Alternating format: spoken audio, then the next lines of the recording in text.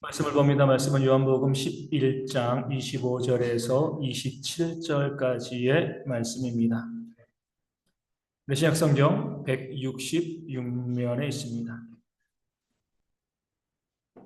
요한복음 11장 25절에서 27절까지의 말씀입니다. 제가 말씀을 읽어 드리겠습니다. 예수께서 이르시되 나는 부활이요 생명이니 나를 믿는 자는 죽어도 살겠고 무릇 살아서 나를 믿는 자는 영원히 죽지 아니하리니 이것을 내가 믿느냐. 이르되 주여 그러하외다. 주는 그리스도시요 세상에 오시는 하나님의 아들이신 줄 내가 믿나이다. 아멘. 오늘은 부활절입니다.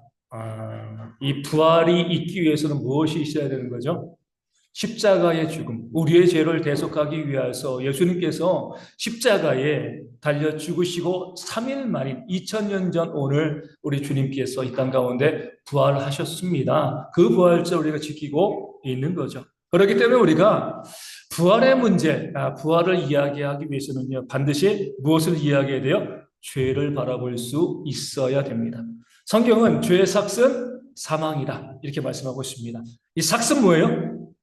죄의 결과, 죄의 형벌이죠. 그렇죠? 죄를 지었으면 벌을 받는 것이 마땅합니다. 그 죄에 합당한 벌을 내리는 것이 합당한 거죠. 물론 우리가 살고 있는 세상의 재판정은 어때요? 그 죄에 대한 합당한 형벌이 내려지지 않는 경우들이 너무나 많이 있습니다. 억울한 경우들이 많이 있죠. 하지만 하나님의 재판정은 그러지 않습니다. 하나님께서는요, 공의롭게, 정의롭게 우리가 행한 대로 그 죄의 삭세에 대해서 우리 가운데 형벌을 주시는 하나님, 무엇보다도 그 마지막 심판의 자리에서 아주 정확하게, 아주 예리하게 우리의 죄에 대해서 심판하시는 그런 하나님이시다. 공의로우신 하나님이시다. 이 사실을 성경은 말씀해주고 있습니다. 그러면서 하나님은요, 이미 뭐예요? 그 형벌을 정해놨습니다. 죄의 삭은 사망이다. 이 사망은 뭐예요? 우리의 육신에 죽는 것이 일차이지만 이것에 그치지 않는 것이고, 육신의 죽음과 더불어서 믿지 않는 자들, 죄 지은 자들이 영원히 지옥에서 형벌받는 것을 사망이다. 성경은 표현하고 있습니다. 그러니까 죄를 짓게 되어지면, 죄가 있으면은요, 이 땅 가운데 하나님의 형벌이 무엇인가, 마지막 심판에서 그 형벌이 무엇인가, 이것은 바로 사망, 영원한 지옥의 형벌이 되어진다. 성경은 미리 말씀하고 있습니다. 어떻게 보면 우리가 이 말씀을 가지고 좀 애매합니다. 세상적인 관점으로 보면 이렇게 이야기할 수 있어요. 그러니까 죄가 다양한데 이 세상에서도 어때요? 누가 사형이라는 형벌을 받아요? 아주 끔찍한 죄를 지은 사람. 그런 사람에게 사형을 내립니다. 근데 죄의 삭은 사망이다라고 이야기했을 때 이 사망은요, 사형보다 더한 거거든요.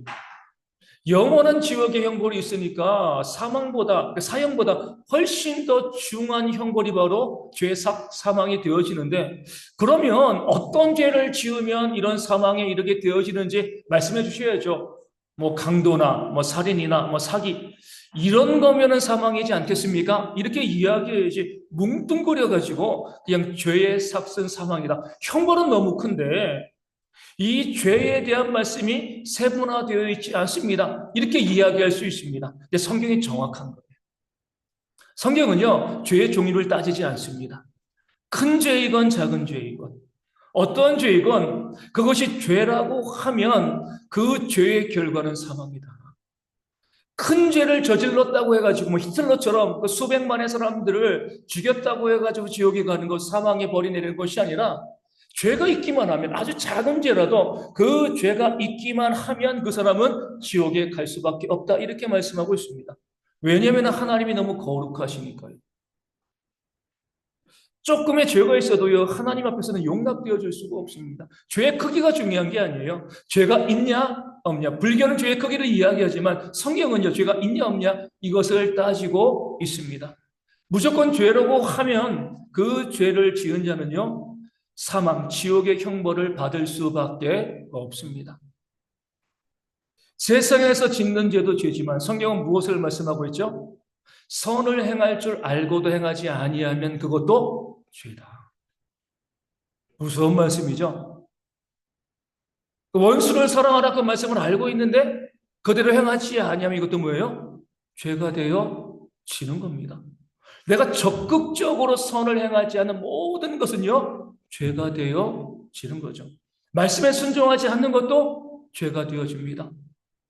우리는 뭐, 아니, 왜 그래요? 라고 이야기할 수 있지만, 재판장이신 하나님이 정해놓으신 거예요. 우리가 거기에 무슨 말을 하겠습니까? 죄의 삭은 사망입니다. 그렇게 되어지면은요, 우리가 지옥에 안 갈 사람이 있을까요? 없죠. 그러니까 죄인이 아닌 사람이 어디 있어요? 모든 사람이 죄를 범하였음에 하나님의 영광에 이르지 못한다. 하나님도 알고 계십니다. 의인은 없나니 하나도 없다. 죄의 삭은 사망이다 말씀하시고요. 또 성경은 똑같이 그 어느 누구도 죄인이 아닌 사람은 없다라고 성경에 또 이미 말씀해 놓고 있습니다. 그럼 우리가 받아야 될 형벌은요, 이미 정해져 있어요. 뭐예요? 사망이죠. 지옥에 가는 거예요. 한 사람도 예외가 없습니다. 뭐 저라고 죄가 없겠습니까? 저도 죄가 얼마나 많은데. 말씀에 비춰보면은요, 이 땅에 존재하는 사람 가운데, 존재했던 사람 가운데, 존재할 사람 가운데 죄가 없는 사람은 아무도 없습니다. 죄의 삭은 사망이기 때문에 우리는 다 어디로 가야 돼요? 지옥에 가야 되는 것이 마땅합니다. 근데 문제는요, 하나님이 우리를 사랑하신다는 거예요. 우리가 죄 때문에 지옥 가야 되는데 우리를 사랑하시니까 하나님께서 지옥에 가지 않을 길을 열어 주셨습니다. 그게 뭐예요? 이 땅에 예수님을 보내시고요. 우리의 죄를 대신하여서 그 예수님이 내가 받아야 될 형벌을 받게 하신 겁니다. 자주 말씀드리지만 내가 누군가에게 돈을 빌려줬습니다. 못 갚았어요. 죄가 있는 거죠. 그런데 내 친구가 대신 갚아줬습니다. 그럼 내가 돈을 갚을 필요가 있나요? 없죠. 대신 갚아줬으니까. 마찬가지로 우리가 죄를 지었기 때문에 우리가 형벌 받아야죠. 우리가 죽고의 지옥에 가야 되는데 예수님께서 인간의 몸으로 오셔서 죄 없으신 그분께서 내가 받아야 될 형벌을 대신 받아버리신 겁니다. 그렇게 되어지면 우리 가운데 뭐예요? 더 이상 그 죄의 형벌을 받을 이유가 없게 되어지는 겁니다. 내 죄 때문에 예수님이 십자가에 달리셨습니다. 사망의 형벌을 받으신 거잖아요. 그리고 나면 또 그 다음에 뭐가 있어야 되는 거죠? 그 사망에는 지옥의 형벌도 있는 것 아니겠습니까? 예수님께서는요, 지옥에 가셨나요? 가시지 않았나요? 가셨죠. 지옥의 왕은 누구예요? 하나님이시죠. 우리 교도소는 누가 관할하는 거예요? 대통령이 관할하는 거잖아요. 죄수가 이 교도소의 왕이 아닙니다. 하나님은요, 천국의 왕이기도 하시고요, 지옥의 왕이기도 하시고, 모든 우주의 왕이십니다. 지옥에서 형벌 주시는 분이 바로 하나님이신 거죠. 그렇기 때문에 우리 주님께서 십자가에 달려 죽으시고 그 무덤에 계시는 동안 육체는 무덤 가운데 있지만 그 영은 어디에 또 가신 거예요? 지옥에도 가셨습니다. 우리 사도신경 보면 딱 나오잖아요. 뭐라고 나와요? 장사된 지 십자가에 못 박혀 죽으시고 장사된 지 사흘 만에 죽은 자 가운데서 다시 살아나셨으며 이렇게 나와 있습니다. 사도신경 원문에는 뭐라고 나와 있을까요? 십자가에 못 박혀 죽으시고 장사되셨고 지옥에 내려가셨다가 사흘 만에 부활하셨다 이렇게 나와 있습니다. 영어로 descended into hell, 지옥으로 내려가셨다 이렇게 나와 있습니다. 우리는 오해할까 봐 그 내용을 빠뜨린 거죠. 왜 지옥에 내려가셨을까요? 베드로전서 3장 19절에 영으로 가서 옥에 있는 영들에게 선포하시기 위해서 형벌 받으러 가신 것이 아니라 나를 믿는 자만이 구원받을 수 있다. 너희가 왜 지옥에 있는가? 그 사실을 확증시켜 주기 위해서 지옥에 가신 겁니다. 형벌 받으러 가신 것은 아니에요. 우리가 오해할까 봐 사도신경에서 빼놓고 있는 거죠. 지옥을 다스리고요, 벌 주는 분도 하나님이시기 때문에 지옥에 내려가신 것 아무런 문제가 되어질 것이 없습니다. 형벌 받는 것이 아니라 우리를 위해서 지옥에 있는 영들에게 그 심판을 선고하시기 위해서 지옥에 내려가셨다 베드로 사도가 고백하고 알려주고 있는 겁니다. 그러니까 우리가 받아야 될 모든 형벌, 그 육신의 죽음과 그 지옥에 내려가는 그 모든 형벌을요, 우리 예수님께서 대신 다 받으셨습니다. 그러니까 우리는 뭐예요? 더 이상 형벌을 벌을 받을 이유가 없는 거죠. 죄는 지었지만 내가 받을 벌을 예수님이 대신 받으셨기 때문에 더 이상 우리에게 그 형벌을 요구할 수가 없게 되어지는 겁니다. 그럼 우리가 어디 가는 거예요? 지옥에 안 가면? 그래서 우리가 천국에 가게 되어지는 겁니다. 중간지대는 없어요. 예수님께서 이 땅 가운데 오셔서 우리의 죄를 대신하여서 십자가에 달려 죽으심으로 우리의 모든 죄를 다 사라지게 하신 이유는요, 하나님과 영원토록 교제하기 위함이잖아요. 죄만 없애주고 아무런 의미가 없는 것이 아니라 우리의 죄를 없애신 이유는요, 하나님이 우리를 사랑하시니까 우리와 함께 하시기 위해서 그 죄를 없애신 겁니다. 그리고 그것을 확증하기 위해서 무엇을 하신 거죠? 부활하신 거죠. 부활은요, 죽은 자가 다시 살아난 것, 이것만 의미하는 것이 아니에요. 다시는 죽지 않는 영원한 생명을 얻은 것이 바로 부활이 되어지는 겁니다. 하나님께서는요, 우리를 부활시키셔서 영원히 하나님과 동행하게 하시기 위해서 그 천국에서 영원히 하나님과 살게 하기 위해서 예수님을 죽이시고요, 부활시키셨음을 성경은 우리 가운데 증거해주고 있습니다. 중요한 것은 이 놀라운 부활의 선물이요, 모든 사람에게 적용되어지지는 않는다는 거예요. 오늘 말씀 보면 예수님께서 이 십자가 달리시기 이전이죠. 나는 부활이요 생명이다. 부활이요 영생이다 말씀하시는 거예요. 그러면서 내가 부활이고 생명인데 이 부활과 생명이 누구에게 적용되어지는가? 뭐라고 말씀하십니까? 나를 믿는 자는 죽어도 살겠고 무릇 살아서 나를 믿는 자는 영원히 죽지 아니하리니 이것을 내가 믿느냐? 이렇게 물어보고 있습니다. 똑같이 반복되어지는 구절이 있죠. 나를 믿는 자. 우리의 죄를 대신하여 십자가에 달려 죽으시고요, 우리에게 그 영원한 벌을 면제시키고 하나님 나라 들어갈 수 있게 해주셨는데 누구에게만요? 나를 믿는 자, 예수님 믿는 자에게만 이 선물이 주어진다는 사실을요, 오늘 말씀을 우리 가운데 분명히 증거해주고 있는 겁니다. 내가 곧 부활이요 생명이다. 우리 부활절 할 때 우리가 오늘 말씀의 제목이 좀 생뚱맞잖아요. 예수 믿으세요. 부활절인데 왜 이런 제목이지? 주님께서 말씀하십니다. 내가 부활이야. 내가 생명이야. 그러니까 부활은 뭐예요? 예수님을 믿는 겁니다. 예수님을 믿는 자가 부활되어진다. 이 사실을 주님께서 말씀하시고 알려주고 있는 겁니다. 부활이 무엇인지 빈무덤 이런 것을 이야기하기 전에 누구든지 예수님을 믿는 자들은요, 죄의 싸움을 받고요, 부활과 영생을 누리게 되어진다는 것이 예수님께서 말씀하신 그 부활의 핵심적인 내용이 되어지는 겁니다. 그렇기 때문에 이 말을 주님께서 하셨을 때 우리 27절에 마르다거든요. 마르다가 뭐라고 이야기합니까? 그러하외다. 맞습니다. 주는 그리스도시요 세상에 오시는 하나님의 아들이신 줄 내가 믿습니다. 지금 오빠가 죽었습니다. 부활에 대해서 이야기하고 있는 거예요. 그럴 때 이 마르다는요, 예수님께 저는 부활을 믿습니다. 영생을 믿습니다. 이렇게 대답하지 않았어요. 나는 예수님을 믿습니다. 왜? 예수님께서 부활이고 생명이니까요. 예수를 믿으면 부활과 영생은 따라오게 되어져 있는 겁니다. 부활과 영생을 따로 이야기하는 것이 아니라 오직 예수를 믿는 자에게 하나님께서 그 부활과 영생을 주신다. 지옥에 가지 않게 역사하신다. 이 사실을 주님께서 말씀하여 주고 계신 줄로 믿습니다.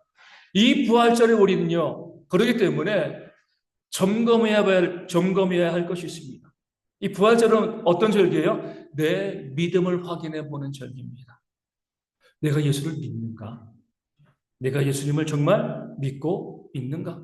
나 부활 믿어요? 영생 믿어요? 이거 이전에 내가 예수님을 믿고 있는가? 한번 우리 스스로 한번 점검해 볼 수 있어야 되는 겁니다. 여러분들은 예수님 믿고 있습니까? 좀 황당한 질문이죠. 내가 목사인데, 내가 교회 다닌 지 몇십 년인데 내가 예수를 안 믿겠어요? 그러니까 문제가 발생하는 거예요. 확인해 보지 아니하고 내가 예수님을 믿고 있다, 내가 당연히 예수님 믿지, 이렇게 생각하기 때문에 문제가 발생하고 있는 겁니다. 믿음이라는 것은 어때요? 상당히 모호한 개념이에요. 그렇죠? 여기 이 마우스가 있습니다. 분명히 할 수 있지만 믿음이 있다는 것, 누구라도 이야기할 수 있지만 누구라도 착각할 수가 있는 것이 바로 믿음, 추상적인 개념이기 때문에 그렇습니다. 내게 믿음이 있는가? 내가 믿는다고 생각을 했는데 나중에 하나님께서 그 마지막 심판의 자리에서 너 믿음 없어 이렇게 하실 수가 있다는 거예요. 그러니까 부활절을 지키는데 부활되지 못하는 사람들이 발생할 수 있다는 겁니다. 그래서 우리 부활을 이야기하는 것보다 정말 내가 예수를 믿는가? 내가 예수를 믿고 있는가? 여기에 대해서 그 증거들을, 그 고백들을 온전히 점검해야 하는 것이요. 이 부활절이 가장 중요하기 때문에 예수 믿으세요. 이 말씀의 제목을 증거하고 있는 겁니다. 친구들도 그러잖아요. 좋을 때 나 친구처럼 보여요. 그렇죠? 누가 그랬습니까? 탕자가 그랬잖아요. 아버지에게 유산 받아가지고 돈 있으니까 다 친구예요. 돈 떨어지니까요. 다 등 돌리는 거죠. 그렇죠? 사람들은 뭐라고 이야기합니까? 어려울 때 친구가 진짜 친구다. 다 친구처럼 보이지만 그 중에 진짜가 있고요. 가짜가 있습니다. 내가 능력 있고 좋고 할 때는요. 정말 친구들이 많아요. 하지만 내가 정말 힘들고 어려울 때는요. 다 외면합니다. 모른 척 하는 거죠.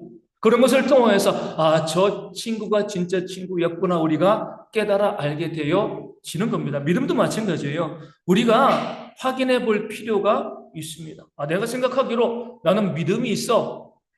좋은 고백이긴 하지만 위험할 수가 있습니다. 앞서 말씀드린 것처럼 하나님께서 내가 판단하는데 너는 믿음이 없어. 나중에 심판의 자리에서 이렇게 이야기하면 얼마나 황당하겠습니까? 이 믿음의 문제는 단순히 믿음이 있냐 없냐 문제가 아니라 영생과 부활이 달린 문제잖아요. 그렇죠? 믿음 때문에 우리가 영생과 부활을 얻게 되어지는데 마지막 심판의 자리에서 미안한데 내가 보니까 너 믿음 없어 지옥 이렇게 해버리면요. 그때는 기회가 없는 거잖아요. 그렇기 때문에 우리가 지금 이 땅에 있는 동안 내가 정말 예수님을 믿고 있는가, 예수를 믿고 있는가, 이 사실에 대해서 우리 냉정하게 우리가 점검해 볼 필요가 있습니다. 성경은 믿음은 무엇이라고 이야기하죠? 하나님의 선물이다. 그러니까 하나님께서 우리 가운데 주신 것이 바로 믿음이 되어집니다. 그렇기 때문에 하나님께서 우리 가운데 주신 것이기 때문에 믿음에는 뭐가 있어요? 생명력이 있습니다. 영원하신 영생이신 하나님께서 우리 가운데 주시기 때문에 믿음에는 생명력이 있어요. 생명력이 있다는 건 뭐죠? 움직인다는 거죠. 조그만 아이, 갓 태어난 아이도요, 생명이 있으면 움직입니다. 하지만 2m, 3m 되는 테디베어도요, 생명이 없으니까 못 움직이는 거죠. 그렇죠? 인형에 불과한 거예요. 생명력이 있는 것은 움직이게 되어지는 거죠. 믿음은 생명력이기 때문에 믿음이 있는 자들은요, 반드시 움직임이 있습니다. 이것을 야고보 장로는 뭐라고 이야기해요? 행함. 행함이 없는 믿음은 죽은 믿음이다. 하나님의 말씀은 살았고 능력이 있기 때문에 그 말씀에서 믿음이 시작되어지기 때문에 믿음이 있는 사람들은요, 반드시 그 행함이 그 삶 가운데 나타날 수밖에 없습니다. 행함이 없는 믿음은요, 죽은 믿음이 되어지는 거죠. 여기에서 행함은 무엇을 의미해요? 어떤 행함이죠? 그러니까 이게 중요해요. 믿음의 착각을 일으키는 중요한 부분이 여기서 나옵니다. 내가 믿음이 있다라고 착각하는 사람들이 그 행함에 대한 정의를 잘못하기 때문에 믿음이 없는데도 믿음이 있다라고 착각하는 거예요. 성경이 말씀하고 있는 믿음의 행함, 그 행함은 뭐예요? 하나님의 말씀에 대한 순종을 의미합니다. 마태복음 7장 우리 마지막 부분에 보면은요, 마지막 심판의 자리가 나오잖아요. 그 말씀을 우리가 좀 늘 묵상해야 돼요. 예수님이 직접 말씀해 주신 말씀입니다. 나더러 주여 주여 하는 자마다 다 하나님의 나라에 들어갈 것이 아니다. 딱 선포하셨습니다. 교회 나와가지고 주여 주여 할렐루야 외치고요. 하나님 하나님 아버지 아버지 이렇게 외칩니다. 그렇게 외친다고 해가지고 다 부활되어진다. 영생을 얻는다. 믿음이 있는 것이 아니다. 주님께서 말씀하고 있습니다. 그러면서 이렇게 이야기하죠. 그 마지막 심판의 자리에서 주님께 따지는 사람들이 있습니다. 우리가 이 땅에서 주의 이름으로 선지자 노릇하고 목사 노릇했다는 거죠. 그렇죠? 귀신을 쫓아내고 많은 권능을 행하지 아니하였나이까 주의 이름으로 주의 이름으로 주의 이름으로 귀신을 쫓아내고요 많은 권능을 행하고 이 선지자 노릇했다. 이것을 뭉뚱그려 이야기하면 무엇이라고 이야기할 수 있어요? 헌신이에요, 헌신. 헌신이요, 믿음의 착각을 만든다는 겁니다. 나 헌신했거든요, 교회 가지고. 봉사하고 헌신했습니다. 물질도 많이 드리고요. 전도도 많이 하고 선교도 많이 하고 뭐 이것저것 내가 교회 가운데 봉사도 많이 했습니다. 내가 얼마나 열심히 헌신했는데요, 하나님. 주의 이름으로 다 했습니다. 그런데 그들 앞에 하나님께서 뭐라고 말씀하시는 거죠? 불법을 행하는 자들아 나를 떠나가라. 나는 너희를 도무지 알지 못한다. 깜짝 놀랄 만한 그런 선언을 하시는 거죠. 나 헌신했다니까요, 헌신. 교회에서 정말 열심히 헌신했는데 그 믿음이 있는 건 아니겠습니까? 헌신했으니까 내가 구원받아서 천국에 갈 수 있는 거잖아요. 근데 하나님께서는요, 불법을 행했다고 말씀하십니다. 나는 너희를 도무지 알지 못한다. 충격적인 말씀이죠. 이 사람들은 자신들이 믿음이 있다고 생각했습니다. 그러니까 하나님의 심판대 앞에 가가지고요, 내가 이렇게 헌신하고요, 내가 이렇게 헌신하지 아니하였습니까? 그러니까 내게 영생과 부활이 있겠죠? 물어봤는데 하나님은 불법을 행했다. 나는 너희를 알지 못한다라고 말씀을 하시는 거예요. 그러면서 하나님께서 믿음의 행함이 무엇인가? 무엇이라고 말씀하시는 거죠? 나더러 주여 주여 하는 자마다 다 하나님의 나라에 들어갈 것이 아니라 오직 하늘에 계신 내 아버지의 뜻대로 행하는 자라야 한다. 이렇게 말씀하고 있습니다.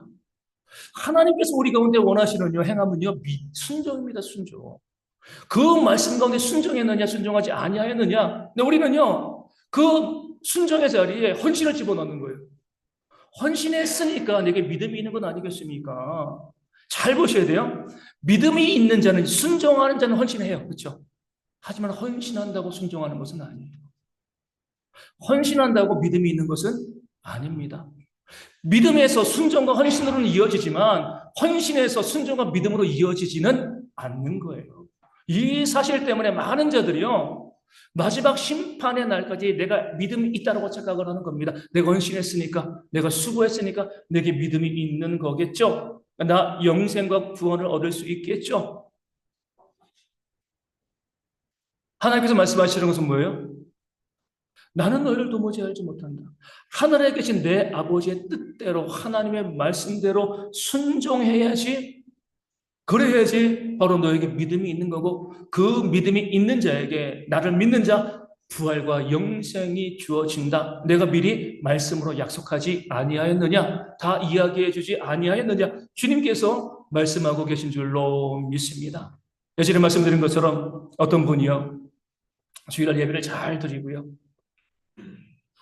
집으로 이제 차를 몰고 가다가 이 주차 때문에 그 주변 사람들과 막 대판 싸우는 거예요.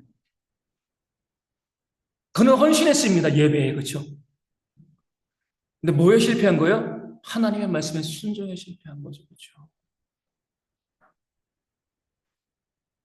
예전에도 교회에서 보면은요, 교회에서 뭐 하다가 싸워요? 김장하다가 싸워요. 김장하다가. 헌신이잖아요, 그렇죠? 교회를 위해서. 근데 김장하다가 싸웁니다. 헌신은 했지만 순종은 안 한 거예요. 그렇죠? 잘 보셔야 돼요, 우리가. 나 헌신 많이 하고 있다고, 나 열심히 헌신하고 있다고 자랑하지만 정말 말씀에 대한 철저한 순종이 있는가 있지 아니한가. 하나님께서는요, 물론 정말 순종하는 사람들은 헌신합니다. 그렇죠? 그 순종에, 말씀에 헌신이 나와 있으니까 말씀을 갖고 있는 자들, 순종하는 자들은요, 헌신하게 되어 있습니다.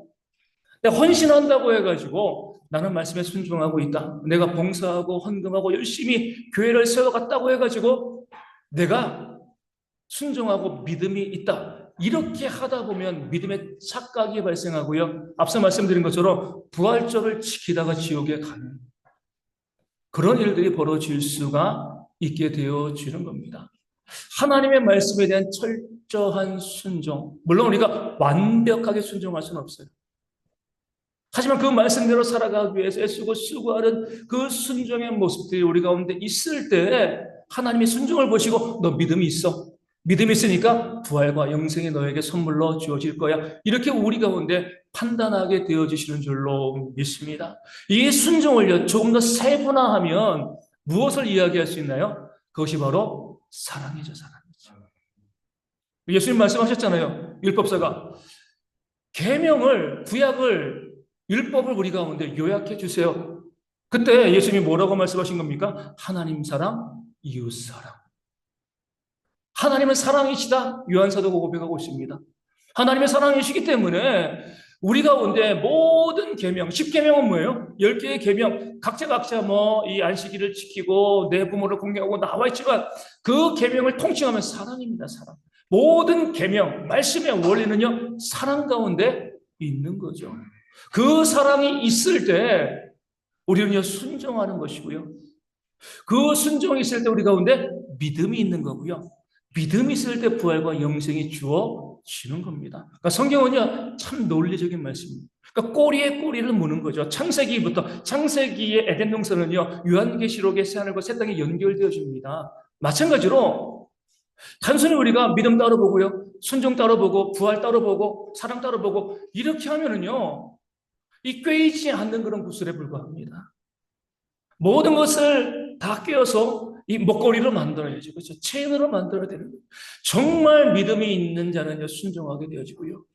그 순종이 있는 자는요, 사랑할 수밖에 없습니다. 그렇기 때문에 고린도서 13장에 믿음과 소망, 사랑 그 중에 제일은 뭐예요? 사랑이다. 왜요? 사랑은 이 땅에서도 있고요, 천국에서도 있는 것이기 때문에 그래요. 믿음이랑 소망은요, 이 땅에만 있습니다. 천국에는요, 이미 완성되었기 때문에 더 믿을 것도요, 더 소망할 것도 없어요. 하지만 사랑은요, 이 땅 가운데 있고요, 천국에도 있습니다. 이 말씀이 중요한 이유는 뭐예요? 그런 자만이 천국에 들어갈 수 있다는 거예요. 그 중에 제일은 사랑이라. 이 땅에서 사랑한다는 것 자체가요, 천국에 들어갈 준비를 하는 겁니다. 여기서 사랑하지 못하면서 난 천국에 가서 사랑할 거야. 말도 안 되는 소리죠. 그렇죠? 모든 계명을 지키는 것, 하나님을 사랑하고요, 내 이웃을 내 자신과 같이 사랑하는 것에서 완성될 것이다. 주님께서 말씀하고 계십니다. 그런 면에서 우리는요, 정말 나는 하나님을 사랑하고 있는가? 내 이웃을 내 자신과 같이 사랑하고 있는가? 이것이요, 내가 예수를 믿는가, 믿지 아니하는가, 이것을 결정합니다. 마태복음 5장에서는 주님께서 원수를 사랑하고 너희를 핍박하는 자를 위해서 기도하라 말씀하시면서 하나님의 온전하심과 같이 너희도 온전하라 말씀합니다. 사랑을 정의하신 거죠. 그리고 원수를 사랑하고 내 이웃을 너를 핍박하는 자를 위해서 기도하라. 하나님의 온전하심이 뭐예요? 비를요, 악인과 선인에게 같이 내려주신다는 거예요. 해를요, 악한 자와 의로운 자에게 함께 비춰 주신다는 거죠. 이게 온전하신 거예요. 구별하지 않는다는 거죠. 그렇죠? 그리고 사랑을 말씀하십니다. 온전한 사랑은 뭐예요? 내가 사랑할 만한 사람과 그렇지 않는 사람을 나누지 않는 거예요. 이것을 나누는 것은요, 믿음이 없는 자들의 모습입니다. 이 사람은 내가 사랑할 만한 사람, 이 사람은 내가 사랑하지 않아도 되는 사람. 그것이 우리 가운데 나눠져 있으면 여러분, 내가 예수를 믿는가 의심해 보셔야 돼요. 하나님의 마태복음 5장, 6장, 7장 우리 집에 가셔가지고 말씀을 좀 천천히 한번 말씀 읽어보시면 좋을 것 같습니다. 산상수훈의 말씀이잖아요. 하나님의 온전하심과 같이 너희도 온전하라.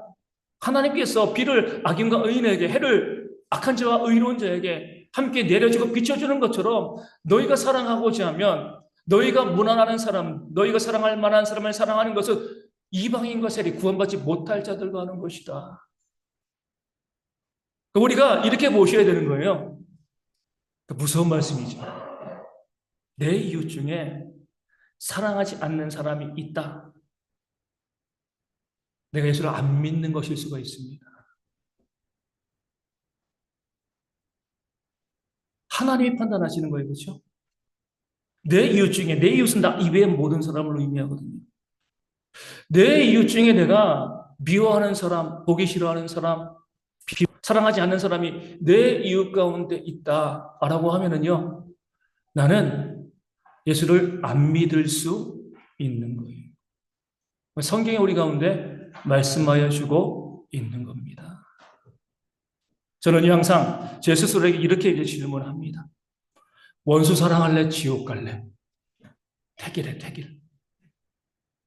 명확해지는 거예요. 그렇죠? 원수 사랑하는 것과 지옥 가는 것, 둘 중에 어떤 것 택하시겠습니까? 안 그래도 지옥 갈 거야. 그럼 할 말 없어요, 제가 그런 분들에게. 원수 사랑이 어렵잖아요. 쉽지 않습니다. 정말 어려워요. 정말 어려운 것이지만 내 이웃, 나 이외의 모든 사람을 사랑하는 것이 정말 어렵지만 이것은요, 구원과 영생과 부활의 문제입니다. 하나님 물어보시는 거예요. 원수 사랑할래? 널 핍박하는 들어서 기도할래? 아니면 지옥 갈래? 하나만 골라. 둘 중에 양자택일, 중간은 없습니다. 저에게도 두 사람이니까 미운 사람이 있어요? 없어요? 있죠. 생기죠. 비난하고 싶은 사람도 있죠. 생기죠. 그때마다 그 말씀을 보는 거예요. 내가 그를 미워하고 지옥에 가는 것과 차라리 사랑하고 천국에 가는 것. 아, 그래. 내가 후자를 택해야지. 선명해집니다. 우리의 신앙은요, 아주 분명한 거예요. 오늘 예수님께서 우리 가운데 말씀하고 계십니다. 나는 부활이요 생명이다. 내가 부활이고 생명이다. 나를 부활과 생명 영생을 얻게 되어진다. 너희는 나를 믿느냐? 마르다는 나는 주님을 믿습니다. 고백했지요. 오늘도 마찬가지입니다. 내가 갖고 있는 헌신으로요 믿음을 착각하지 마세요. 아, 내가 얼마나 헌신 많이 했는데, 내가 얼마나 봉사 많이 했는데, 날마다 선교지 다녀왔는데, 나 전도도 열심히 하는데, 그러니까 내가 구원받겠지? 그렇게 바라보시면 안 돼요. 내가 하나님의 말씀. 다시 말씀드리지만, 우리가 완벽한 인간이 아니니까요, 완벽하게 지킬 수는 없어요. 하지만, 방향은 분명해야 됩니다, 방향은. 아직까지 미운 마음이 있어도 사랑하려는 마음은 가지고 있어야 돼. 사랑해야지, 사랑해야지, 사랑해야지. 용서해야지, 용서해야지. 안 되면 안 돼요. 천국과 지옥의 문제가 되어집니다. 이것을 생각해 보면 우리가 아, 그래도 해야지. 그런 마음을 가질 수밖에 없고요. 그런 마음을 주시는 것이 바로 내가 구원받은 증거가 되어줍니다. 하나님께서는요, 우리에게 믿음을 주셨다고 했잖아요. 선물로. 믿음은 생명력이 있습니다. 순종도요, 내가 하는 게 아니에요. 하나님이 하게 하시는 겁니다. 우리 출애굽기 말씀 보면 하나님께서 바로에 대해서 자꾸 이스라엘 백성들을 내보내라. 그가 이제 내보내지 않잖아요. 완악했습니다. 근데 성경은 아주 재밌는 표현을 쓰거든요. 하나님께서 바로의 마음을 완악하게 하셨다. 이렇게 말씀하고 있습니다. 하나님께서 일부러 그 마음을 나쁘게 만드신 건가요? 그게 아니죠. 바로의 마음을 완악하게 하셨다는 건 뭐예요? 바로의 마음을 만져주지 않으셨다는 거예요. 상관하지 않으셨다는 겁니다. 전혀 신경 쓰지 않으셨다는 거예요. 그러면은요, 하나님께서 우리의 마음을 만져주지 않으면은요, 우리는요, 완악해질 수밖에 없습니다. 악해질 수밖에 없는 거죠. 하나님께 구원받은 자들, 믿음이 있는 자는요, 하나님이 끊임없이 그들의 마음을 만져 주십니다. 그렇기 때문에 순종하려는 마음이 생겨날 수밖에 없어요. 내 안에 그 말씀에 순종하려는 마음이 생기지 않는다. 도무지 그런 마음이 내 안에 생겨나지 않는다. 두려워하셔야 됩니다. 내가 예수 믿지 않는 것일 수 있기 때문에 그런 거예요. 우리 주님께서 오죽했으면 이렇게 말씀하셨겠습니까? 인자가 올 때에 믿음을 보겠느냐. 주님의 재림하실 때도 정말 많은 교회가 있을 거고요. 정말 많은 교인들이 교회에 나올 겁니다. 주님께서는 내가 올 때 믿음을 보겠느냐. 탄식하신 거죠. 보기가 정말 어렵다는 것. 다시 한번 우리는요, 오늘 말씀을 가지고 또 집에 가서 산상수훈의 그 말씀을 세 장밖에 되지 않습니다. 5장, 마태복음 5장, 6장, 7장, 딱 세 장 말씀이에요. 그 말씀을 찬찬히 묵상하시면서 내가 정말 예수를 믿고 있는가? 부활과 영생, 그거 생각하시기 전에 내가 정말 예수를 믿고 있는가? 그 믿음이 나에게 있는가? 이 사실을요, 먼저 살펴보시고요. 그 믿음이 있으면 감사하시고, 믿음이 없으면은요, 하나님 제가 믿기를 원합니다. 저에게 믿음을 선물로 주세요.